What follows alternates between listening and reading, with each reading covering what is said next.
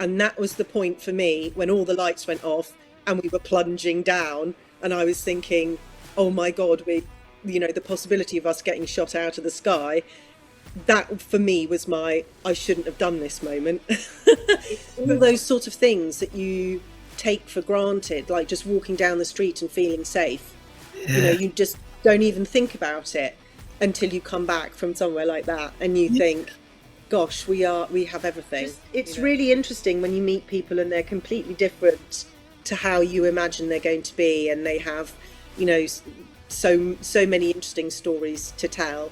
It's like when you're in a tube carriage and you look around and you just think every single person here has a huge life, a universe of a life spinning around them that's just as big as mine. And everybody, like you say, everybody has amazing stories to tell. What's the most important attribute that a journalist can have? And she actually said it's empathy. And it's not perhaps the first attribute people would think is important, but I actually think it probably is. And it's what gets you the most amazing stories, because the limo's never coming, right? So you need to get on that bus and get as far as you can on that first bus, and then the next bus, and then the next bus, and eventually you'll get there. And that's the way to do it.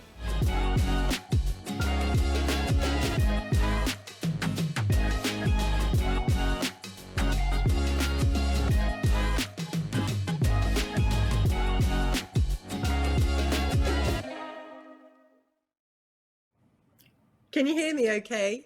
I can. How are you?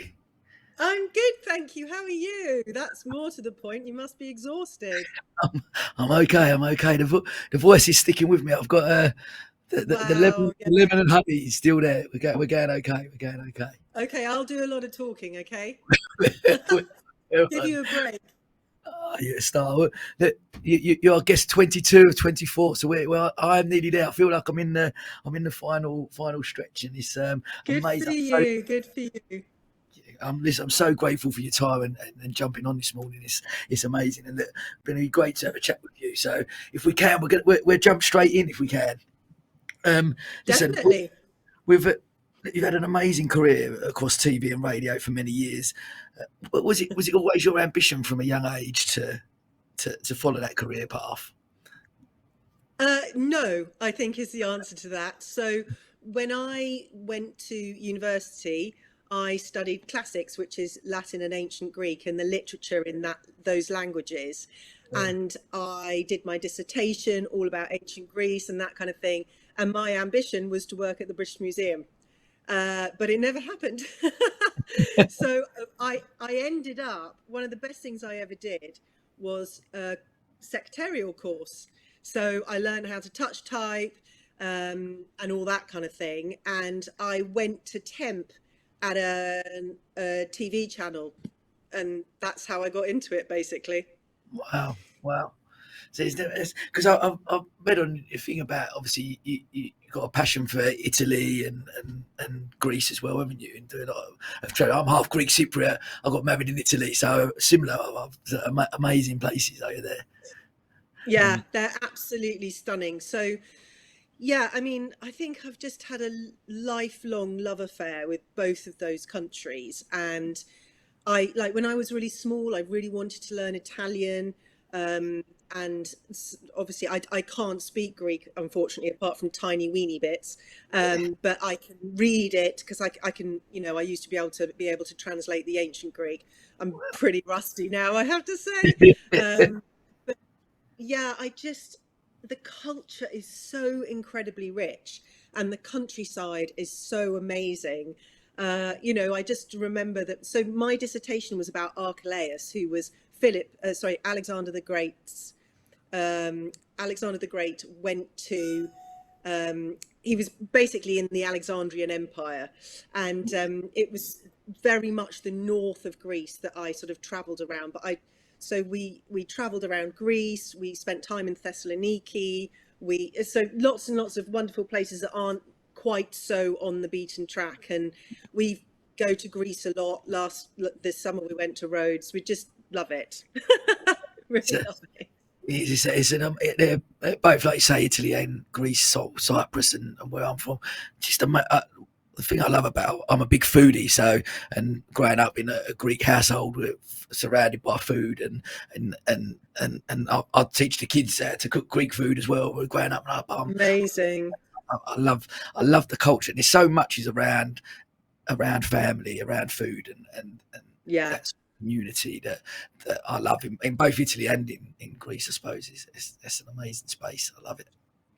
Yeah, I went to work in Italy when I was quite young, like Mm. about 18, 19, and I worked in a bakery in Calabria, which Oh, is the bottom of Italy, not particularly the nicest part, very industrial, and yeah, they're hard workers. So I yeah, worked in the front shop, you know, those kind of lovely Italian patisserias. They've yeah, sort of got loads of biscuits piled up. I spent a lot of time spazzare, lavare, spezzare, lavare, sweep then clean. I still got that in my brain. I'll never forget that. But you know, and then my boyfriend at the time uh, came down to meet me, and we left, and we pretty much made our way back up through Italy and then home through France and then home. But it's, you know, so lucky, and so just love yeah. the culture there. It's beautiful, How really long did fantastic. you in Calabria? How long did you work in Calabria for?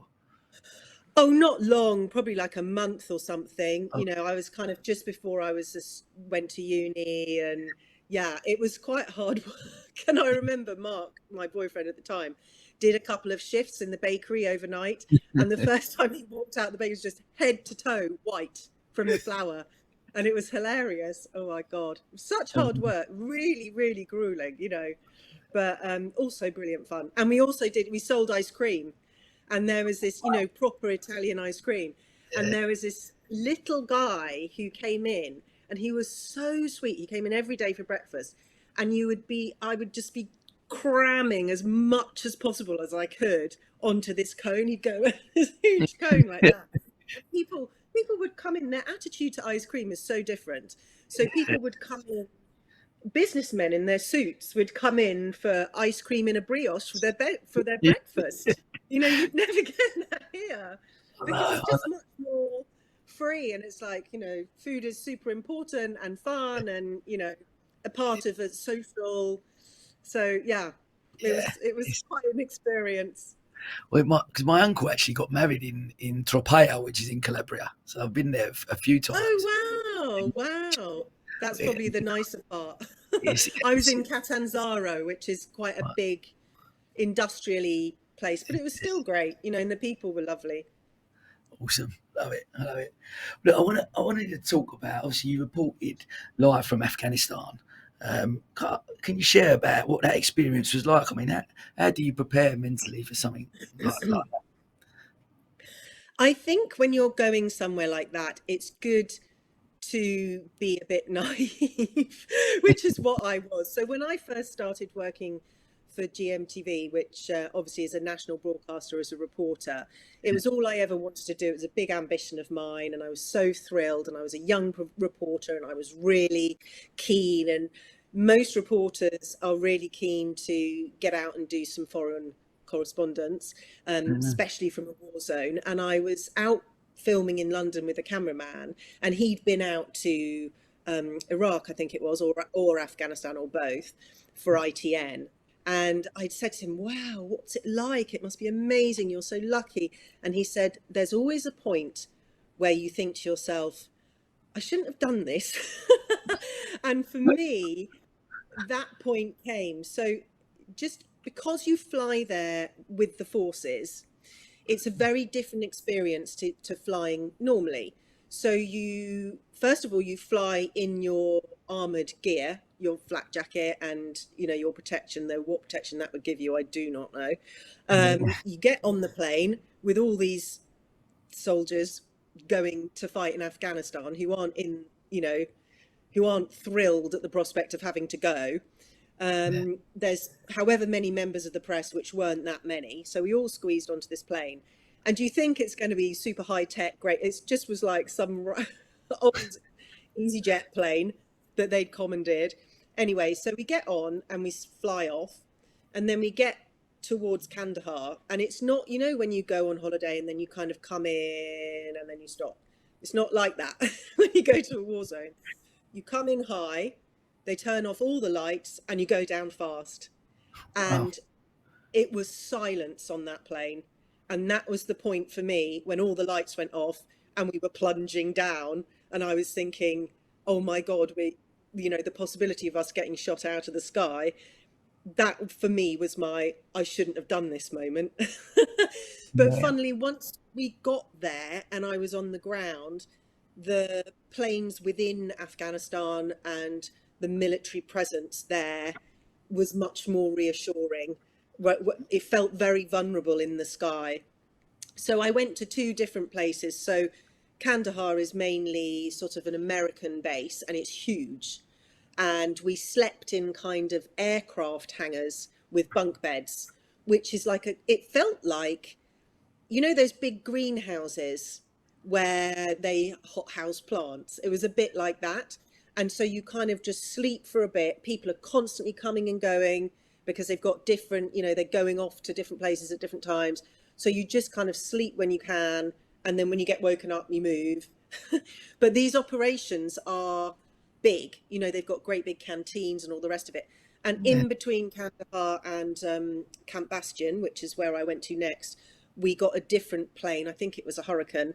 And that felt safer, weirdly, even though probably it was lower down. It just felt more sophisticated as an aircraft. And so then we went into Camp Bastion, and it was a real insight into how hard it is to be in the forces when you are quite an independent person, because you are basically being told what to do all the time and you have no control. And it's really hard. There's a lot of hurry up and wait. So you're like, oh my God, and then you wait for 3 hours.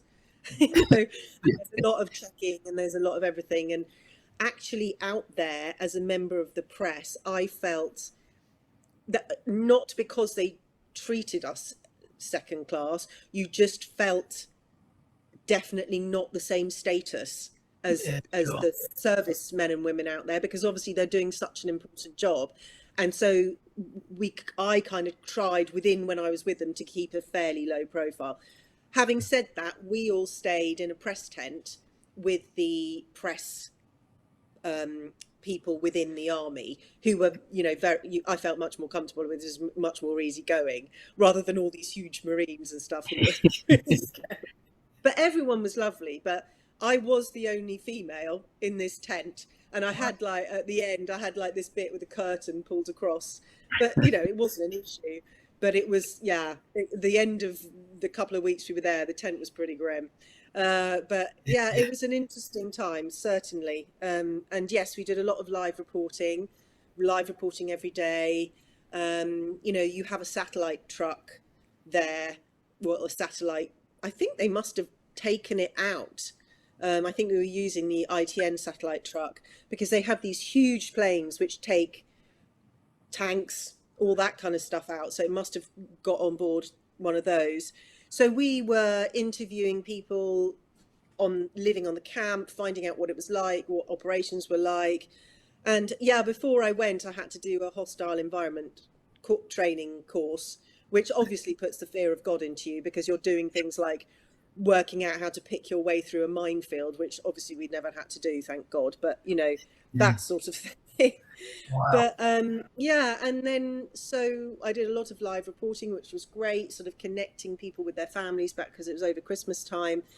And then we were trying to get home for Christmas, which was quite an epic journey. And we eventually got on a cargo plane, and we slept on the floor of this cargo plane. We flew back to Turkey, and then we stopped for a while. I just remember waiting in this kind of random storage room for, I think it was 4 hours, and then we got back on another plane. I can't remember what kind it was, and then finally we got back to Brize Norton, and that was just like great.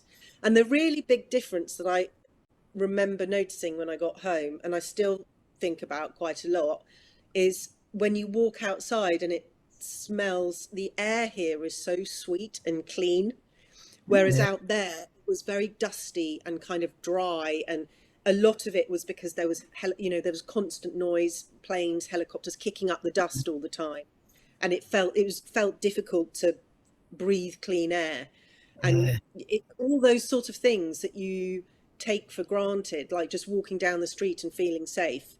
yeah, You just don't even think about it until you come back from somewhere like that, and you yeah. think, "Gosh, we have everything." We really do, and nice to have a bed and that sort of thing. But for me, it was a few weeks experience. For the guys out there, it was really, really full on. Huge, massive, but a wonderful experience. Really amazing. Any was there any scary moments out there while you was there, or where you was on camp? It was okay, or Yeah, it felt better on camp. I think the scariest was, like I say, going between and flying in, and that was the scary bit. And I once, think also because once you get in there and you become, humans are so incredibly adaptable. yeah, Once you get into the routine of being there and everyone else is doing it, you kind of just naturally chill out a bit, even though it's dangerous. It feels normal quite yeah, quickly, and what they managed to set up in the camp is amazing. So, yeah. yeah, but yes, so you do get used to it. Yeah, wow, wow. Look, move over to maybe the other side of reporting and stuff, and with many celebrities that you've interviewed, obviously, and reported on over the years. I did read, I believe I read about a backstage tantrum from Kate Moss that you reported on once. Was there any other sort of outrageous stories, or talk to me about that one? Do you know what? Well, in general, 99.9% of the time, celebrities are lovely. They really are. They're genuine, they're kind, they want to stop and talk, but they're kind of on if you're doing a red carpet thing for a premiere, they have like 1 minute per person, and you've got to get those questions in as fast as you can. The GQ Awards, which is the thing you're talking about, I was backstage. So I just sat there interviewing people when they came on stage. And so I remember interviewing Dominic West. I remember interviewing Lily Allen, who was so nice, by the way. She gets so much flack. And you realise that.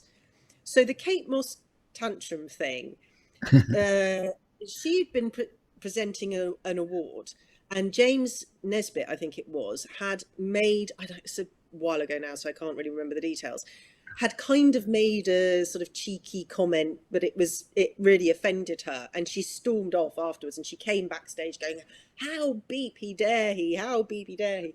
And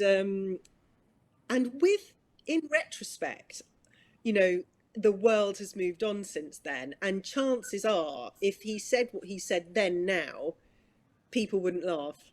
And actually, you sort of start to think, especially as a more grown up woman, Yeah, those sure. kind of comments actually aren't okay. So, Yeah, in actual fact, she probably was well within her rights to feel a bit hacked off. yeah, I remember, so it's not only sort of award ceremonies and that kind of thing where you're, hello. Sorry, my husband came back very late from a work trip last night, so now he's going to get some coffee. Um, he So I remember interviewing people at Downing Street, which was an amazing experience going into Downing Street. This is when Gordon Brown was Prime Minister, and his wife, Sarah, I think, was very big on supporting British fashion. And she hosted a lot of sort of, because it's a huge industry, provides so much wealth for the UK. It's massive and hugely undervalued in that way. It's seen as a sort of flippant, silly business, silly industry, but it's not. It is worth billions. And she had a lot of big industry players round, and she also had Naomi Campbell, who I interviewed, and she, of all the people I've ever interviewed, was the most incredibly beautiful, to the point where you're just like, wow. I Yeah, can't stop looking at you. I can't stop looking at you. Her eyes were like, like Amber that in Jurassic Park. the mosquitoes got trapped in. They were just the most amazing colour. And she's another person, I think, who gets a bad press unnecessarily. She was incredibly articulate, incredibly passionate and wise about the industry, generous with her time, and just a lovely person. And ironically, a few years later, not that long later, I was sent to The Hague to report on, do you remember she was part of that diamond trial, that she was given some diamonds by someone and they were not fair trade diamonds, I think, and it was not her trial, but she was called as a witness and she did not want to be there. But funny how I ended up reporting on that from The Hague like a couple of years later. But no, she was fantastic. I thought she was great. There were very few people who I've interviewed who I didn't really like. I Yeah. remember once we went to another story I did. I went to the Moet and Chandon.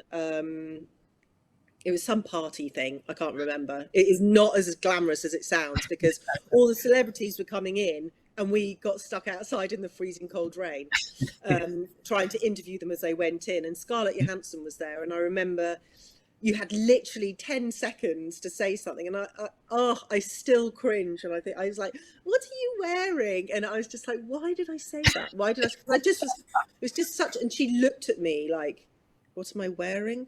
You know, like that's the best you can come up with. And I'm like, oh my God. Anyway, she answered nicely and then in she went.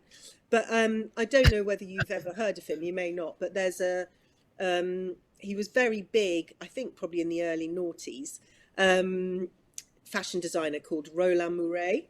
And he, there he is again, he created these lovely dresses, which are very flattering, Roland Mouret. And he had been invited to this party.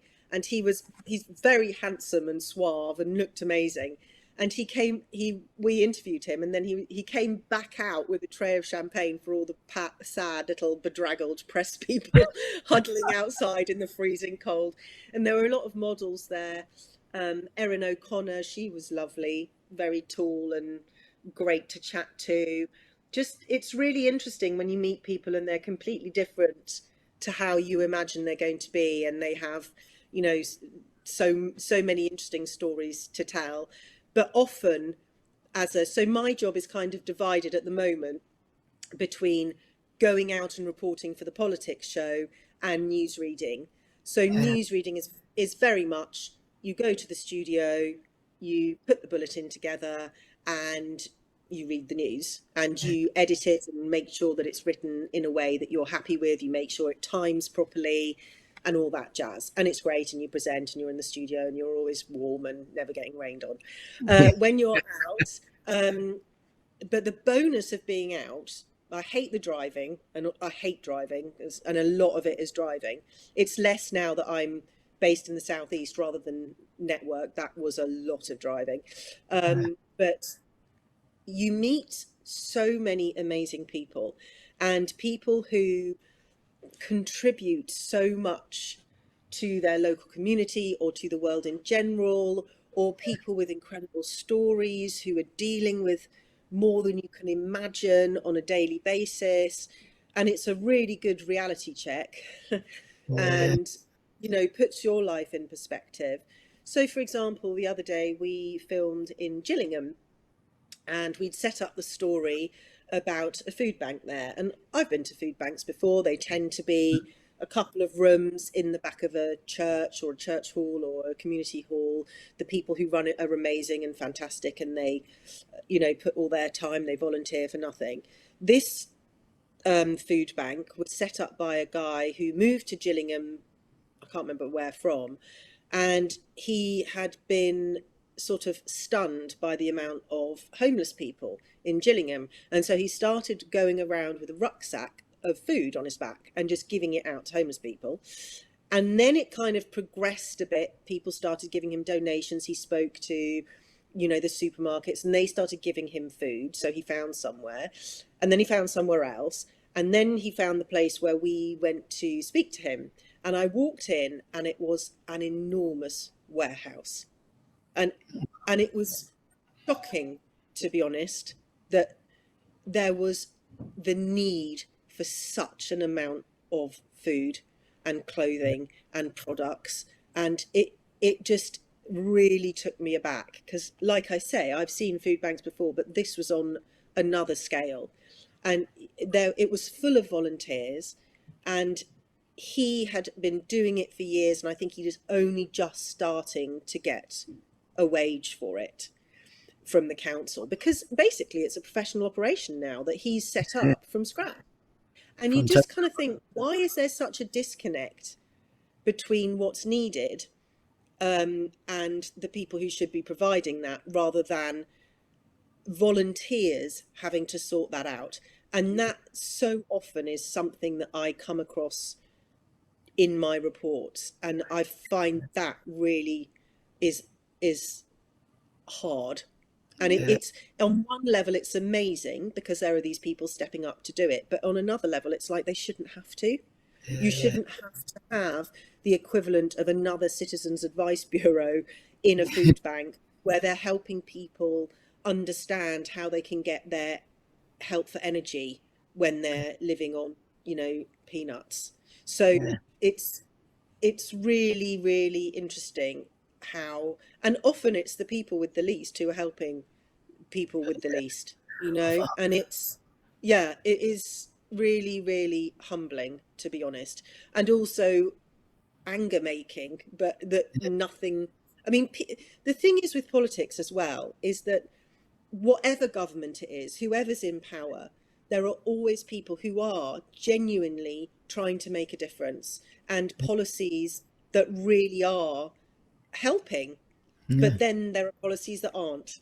And then there are, reasons why things never happen. And it kind of just rumbles on and on and on. And it's such a difficult, creaking old system that it can feel very disheartening sometimes. I mean, I worked the whole way through COVID, both going into the studio and going out reporting. And I have to say, emotionally, that was quite a hard time because, especially, I mean, we all forget now, right back at the beginning, we were all thinking, oh my gosh, I'm going to get COVID. And it was a scary time for everyone, wasn't it? Yeah, it was really hard. And when you're out all the time, filming all the time, going into these situations, going into work all the time, you're conscious of that on your own personal level, but then you're also meeting people who have been floored in whatever way by COVID, whether their business has completely gone down the tubes, whether they've lost a relative, whether they're,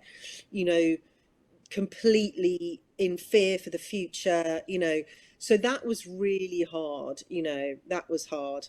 And, trying to homeschool was that was never again. I've spoken about that quite a bit on the podcast, talking to different people, and COVID come up obviously in the conversations as they do on most podcasts, and we spoke about homeschooling a bit, and it was realised I'm definitely not a teacher. No, I mean, big kudos to those teachers, but even my teacher friends were like, homeschooling's horrendous, unless you are one of those incredible people who go, do you know what, I would like to homeschool and that is best for my child, of which there are some people and they make it work brilliantly. That is not me. That is not me, especially if you've got more than one child and they have different syllabuses. I was trying to get my eldest to do a poem about a snow leopard. The other one was having to drop things off the sofa and, see their velocity. I was just, oh my God, give me strength, And like I think many other women in my position, the husband disappeared upstairs to the loft, on his computer from 9 till 6, didn't see him, and I'm doing everything downstairs with the sodding homeschooling. So there were a couple of days where I was like, I'm going out, and I'm not coming back until I've done a walk. Those days are over, thank God. Because obviously the business I run, I had a podcast at the time, and I had launched. So one of my other businesses that I run was an events company. So we do five-a-side football and golf and pool, like networking through sport. So that completely stopped. My wife's a criminal solicitor, so she was working full time. So it was the roles were reversed, and I was homeschooling. I'm not the most academic, I'm not going to lie, and I was like, if I could get them to do one thing, they're twins. I've got twins, so they was only in reception. So had a minimal amount to do. But so the first lockdown, I'd done most of it. They learned how to cook Greek food, so I think I was winning. But That's good. so we're doing okay. But then when my wife done it, because she's just a solicitor and she's organised, she was like, she had spreadsheets and she had the board up. Sent them back afterwards. Gets an email from the school saying they've come on so well since over lockdown. I'm like, Oh, wow. get that email when they went back after the first lockdown. Why is that? But they can, But yeah, my wife was she was on it and she dealt with it that way. But I was the other side, and if I could get them to do one thing that day, I was winning. Well, it was difficult, wasn't it? I think we all got to a stage where we thought that we need to decide what's best for everyone's mental health and our family relationships. And in the end, I was like, do you know what? Yeah, let's just not anymore. By summer half term, I was like, right, no more. Let's just go out and do walks, and it was fun. We had a lovely summer, didn't we? Like that. So yeah, that was did. the same. Do you know what? We've never done so many walks, and aren't we lucky here in Sussex? That we can do that, and we have that opportunity. So yeah, again, filming with a lot of people who didn't have that as an option. It's just that was really tough, but yeah. So it's very.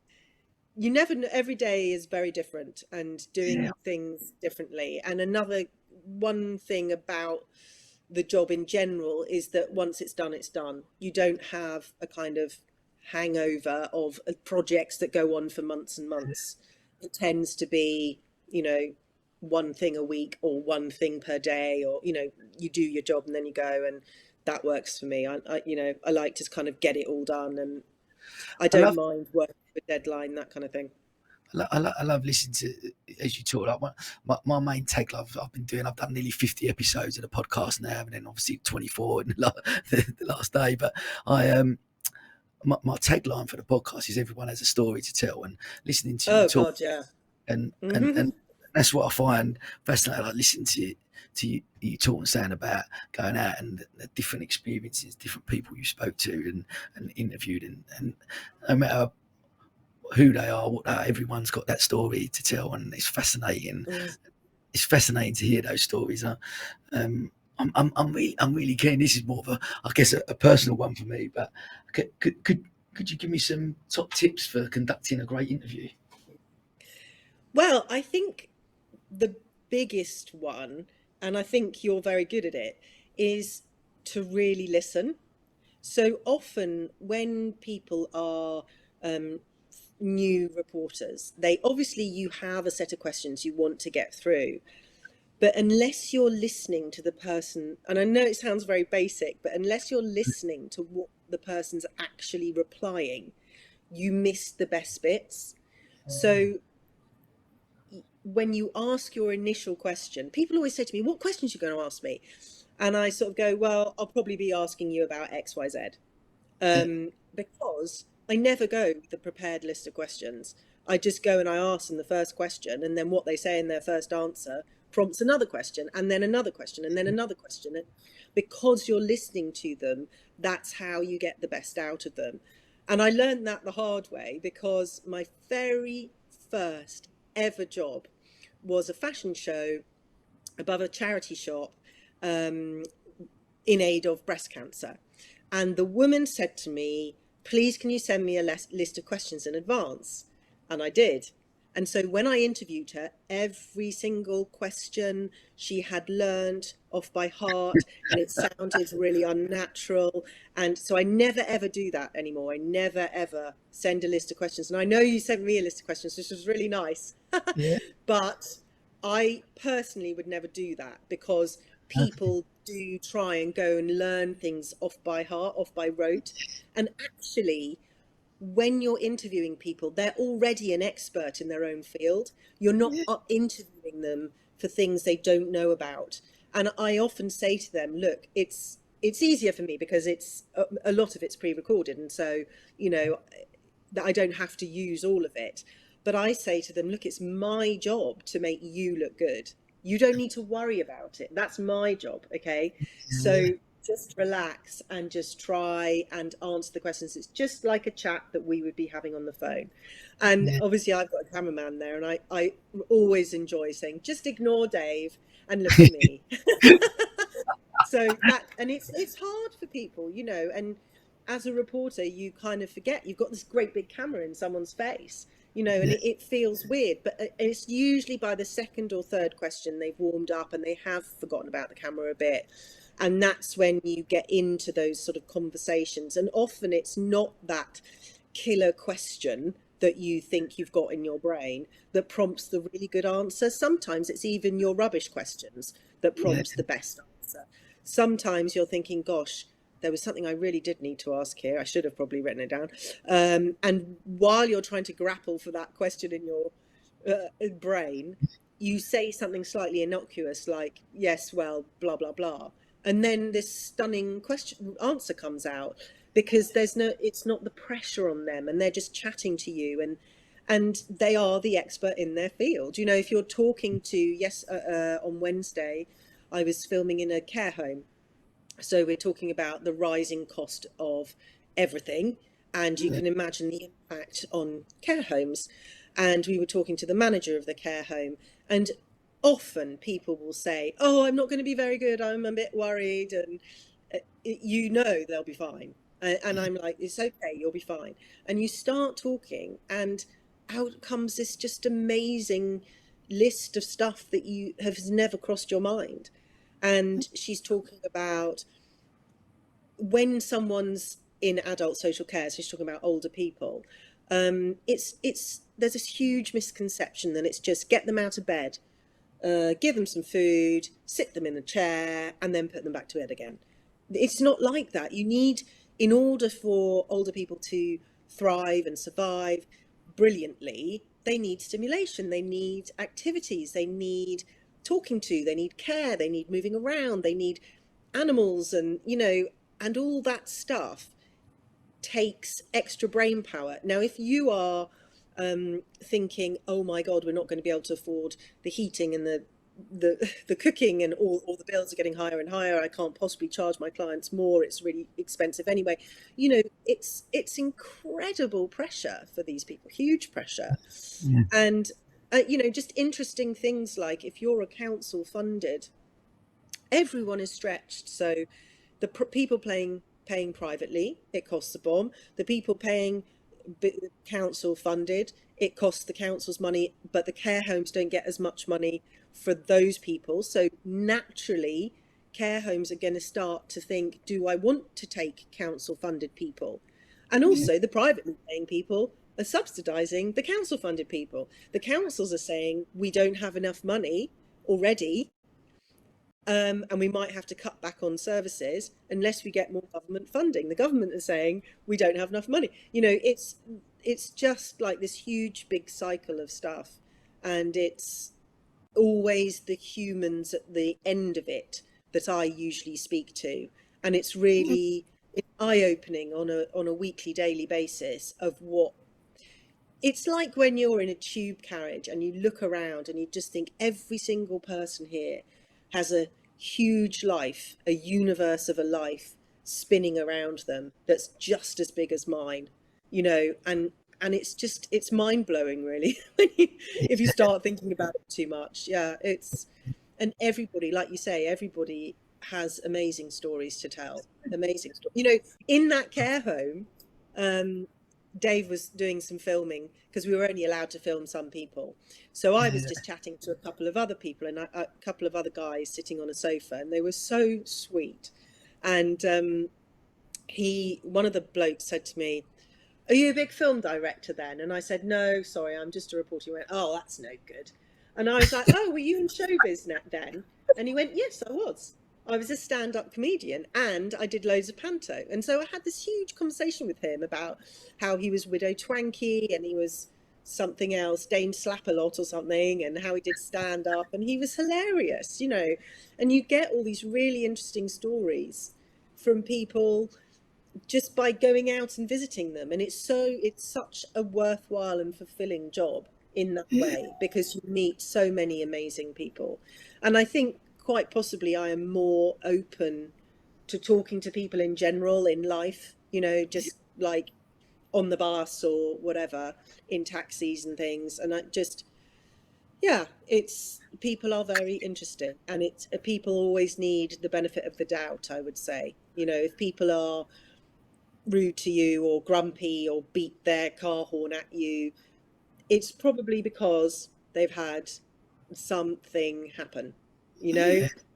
either that moment or that day, or they're under immense pressure, or what it's like. Everyone has those Yeah. days where they just think, Of course we do. oh my God. What listen to you say about that? Are you naturally then just quite a curious person? Like Yeah, the, nosy, yeah. curious. Yes, I I like. think I am. Yeah. Yeah. I'm very, I think I kind of like, I think I'm interested. I think I am a bit nosy. Yeah. I like to know what's going on. Yeah. But I guess what an attribute to have as a reporter, that because you've got to be having it was really interesting to hear you say about the questions, because I always, people, every time someone comes on the podcast, they always say to me, oh, can you send me the questions? Can you send me the questions? And I only ever send them literally the day before or that Mm, morning I'm coming in, just so that they haven't. And I always say to them that I'm only going to send them to the end, because I don't want you to prepare too much. yeah. And some people will come in and they're a bit nervous, and actually I always say they're a guide. We start talking, but you're exactly right. Like ultimately, any time I've done a podcast, it's rare that actually you go through all the questions, because you do start that conversation and it goes off on a Yeah. complete tangent. And I guess, like you say, being curious and interested in what that person's saying, that's what creates the. I guess it's for me, all the different businesses I run, without a doubt, this is the most fulfilling thing. I absolutely love it. I find it Yeah. fascinating. And just like I say, the amazing people I get to speak to, get to come on and share their story and their journey, and it fascinates me. And I'm assuming, like Yeah. this talk, that you obviously get that fulfillment from your job as well, and Yeah. going out and doing it. Yeah, definitely. Definitely. I mean, like I say, some days are harder than others. Like when you're, some of the news reading days can be hard, especially being a parent, and some of the news stories are pretty horrific, and you just start thinking, gosh, you know, and yeah, so that can be quite hard. But Yeah, I think you need to kind of be able to feel like what you're doing is worthwhile as well. So, I mean, it's quite a particular skill to convince people to open their hearts to you for no money, and just because. yeah, Um, and I think anyone who does that is so admirable, and there's always a reason for it. It is mm, because they want not only their own stories heard, but they want other people to understand that they're not alone. And I think that is really powerful. And I often, stories that I do, because I need to be balanced, you can understand both sides. And yeah, having, I remember seeing this, I think it was a tweet, and it was, what's the most important attribute that a journalist can have? And she actually said it's empathy. And it's not perhaps the first attribute people would think is important, but I actually think it probably is. And it's what gets you the most amazing stories. So, for example, we were at this care home on Wednesday, and we were speaking to one of the residents who was 90, and just chatting. And I was like, oh, what's it like here? And he liked it. But I said, what prompted you to move here? And unfolded this story that he'd been in another care home who had suddenly shot the prices up. I mean, hugely, to the point where his family were like, I don't think you should have to be paying that. That is outrageous. And you just think, oh my goodness, yeah. it's so, Unbelievable. stories do come out when you're listening, basically.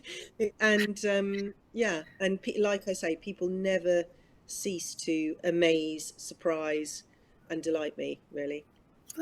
Love it. Love it. Well, look, I'm sure you get asked this maybe quite a bit, but I'm going to chuck this one in there. So, if you could interview anyone in history, who would it be and why? Gosh, there are so many people that are amazing. I don't know. As a classicist, I think I would love to interview, one of the big philosophers, Plato, or maybe Cicero would be amazing. What a life. Alexander the Great, you think about everything he'd done by the age of 30. I think he died when he was 35. My kids were doing the Tudors recently. And the last wife, as a child, you always thought of her as the kind of old fat one. She died when she was 36. And you think, oh my God, you sort of need more of a grown-up eye to look at these things. And it just imagine surviving, and imagine the court, the stress of it, and the kind of crazy politics. I mean, there are just so many people. It's so difficult to narrow Yeah. it down to one. So difficult. So we're going to come in just towards the end. We've got a quick fire questions that I've asked everyone. But before we do that, tell me what does the future hold for you? Well, really, and I've been haven't done it. I just vaguely thought about it.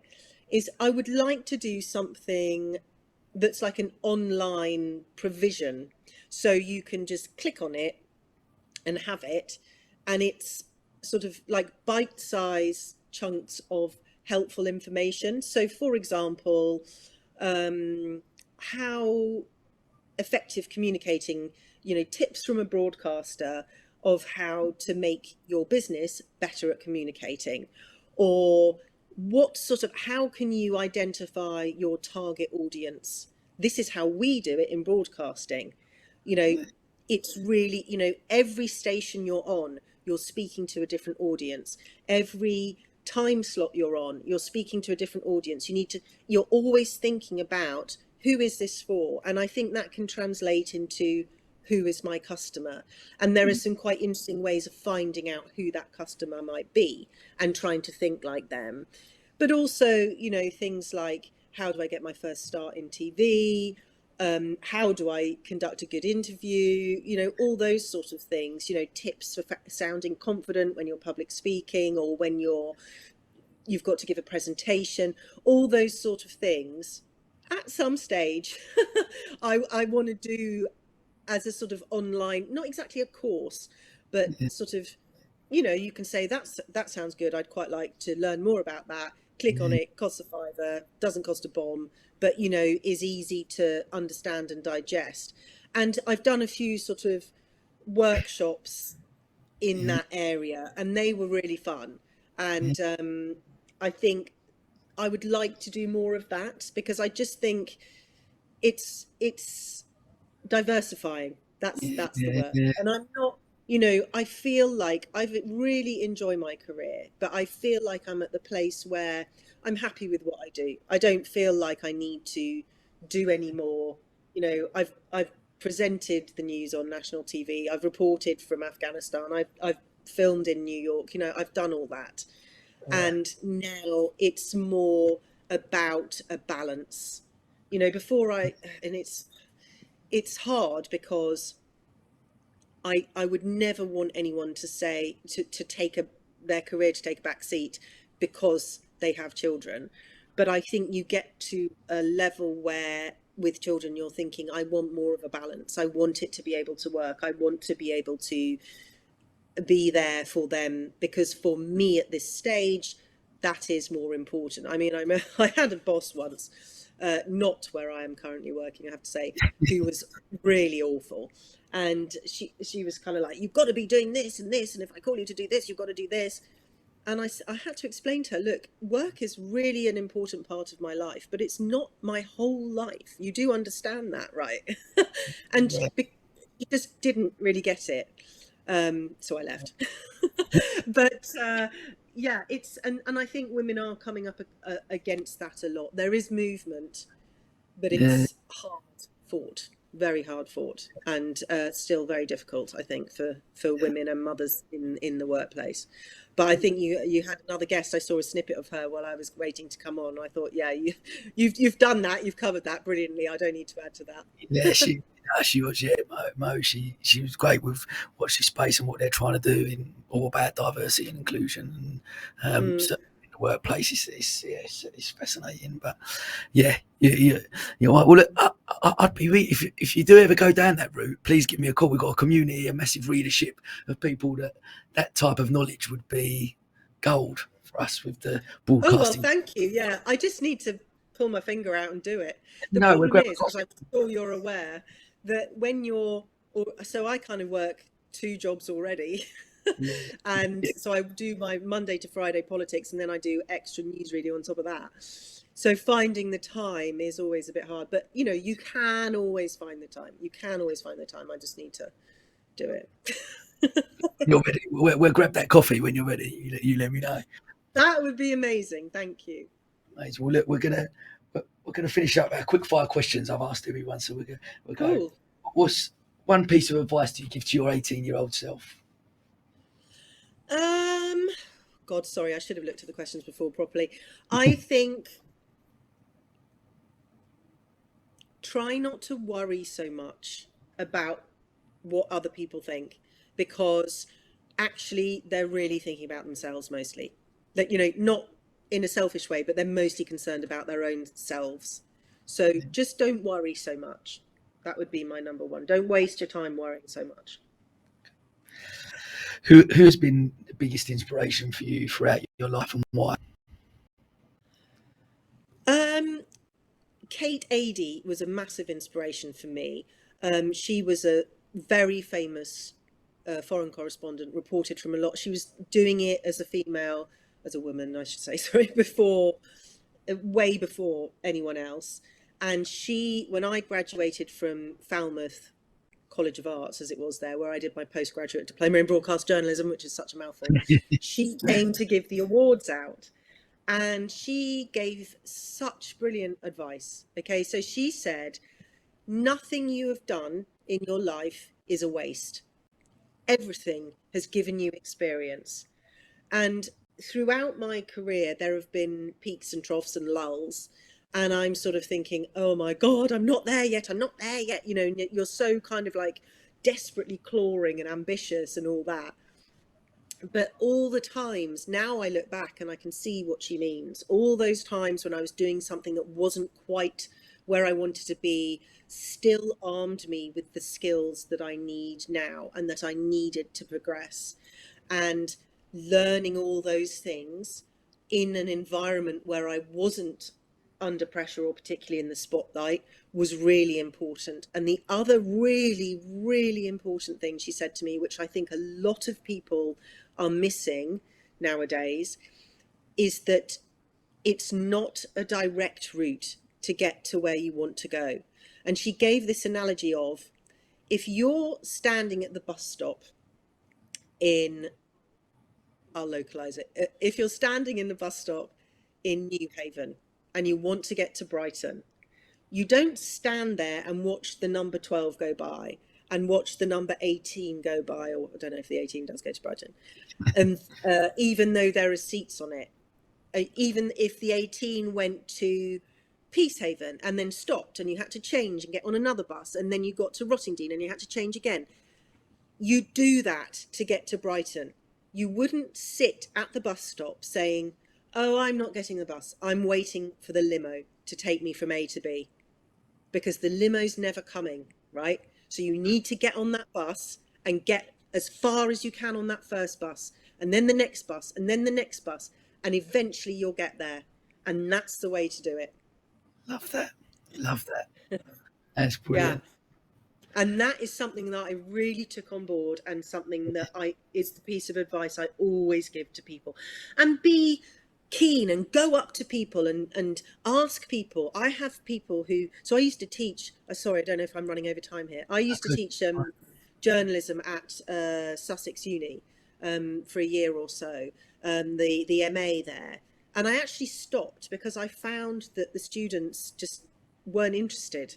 You know, they didn't turn up, they weren't interested, they just didn't apply themselves, they didn't really listen. Some of them did, but very few.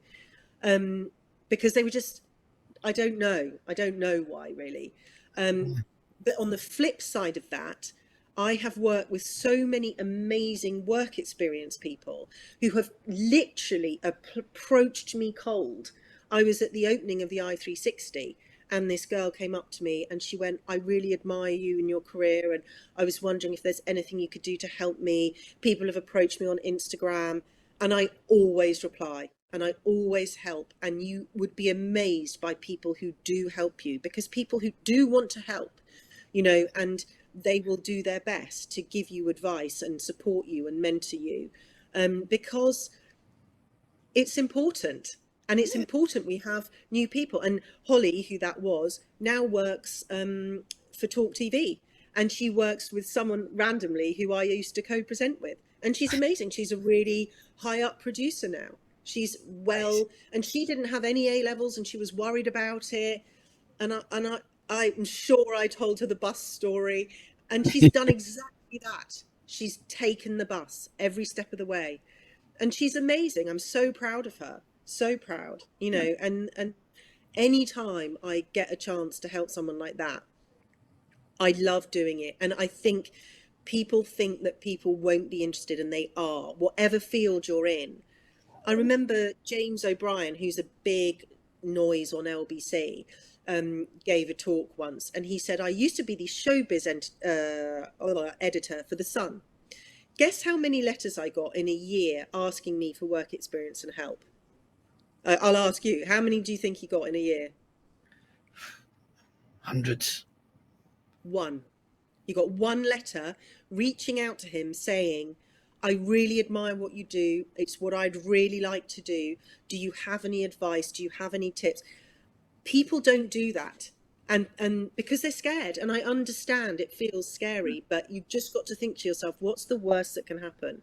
That's how I got to GMTV. I picked up the phone and I said, I'm working at ITV Meridian, but I've always wanted to work at GMTV. It's my dream job. And he said, okay, then come in, we'll meet you and see how it goes. You know, and I was absolutely killing myself with nerves on that phone call. You know, it's one of those ones where you put the phone down and you're like, you know, but unless you do it, and you know, you're never going to get what you want. You've got to ask. I'm such an advocate for that.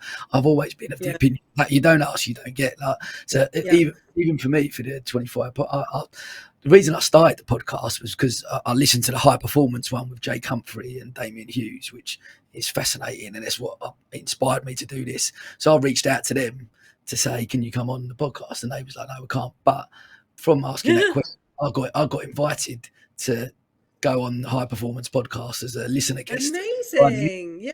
They interviewed me for like 5-10 minutes. Should be coming out next week, I think. But it was just for that opportunity, just by you asked the question, what's the worst? Like you said, the worst they're going to say is no, we can't do it.